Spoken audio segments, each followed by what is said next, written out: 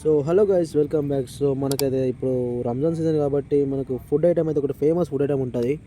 అదేమనుకుంటారు ఇప్పుడైతే కామెంట్ చేసేయండి. సో మనం అది తిందాం అనేది జగిత్యాల అయితే వచ్చేసామన్నమాట. సో అదేందనుకుంటారు ఇప్పుడే మీరైతే కామెంట్ సెక్షన్లో నాకు తెలియజేయండి.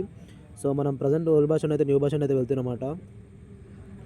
సో మీరు ఎంతమంది కరెక్ట్ చెప్తారో వాళ్ళందరూ గుండెకాయ ఇచ్చేసారనమాట. సో చూసారా, పిచ్చి క్రౌడ్ అయిపోయింది. ఎందుకంటే రంజాన్ టైం కాబట్టి పిచ్చి క్రౌడ్.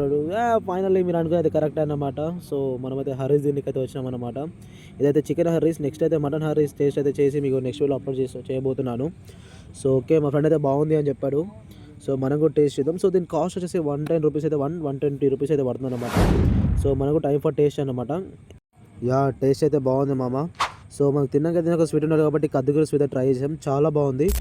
సో అయితే ఎక్కడో కాదు మామ, మన జగిత్యాల కొత్త బస్ స్టాండ్ దగ్గర అయితే ఉంటుంది అన్నమాట, జగిత్యాల చికెన్ హరీస్ అని. సో టేస్ట్ అయితే చాలా బాగుంది మామ. 110 రూపీస్కి సూపర్ పడతాయి అన్నమాట. సో ఎవరైనా టేస్ట్ చేసేవాళ్ళంటే ఇప్పుడే మన జగిత్యాల చికెన్ హరీస్కి వచ్చి విజిట్ చేయండి. సరే మరి వెళ్తాను, బాయ్.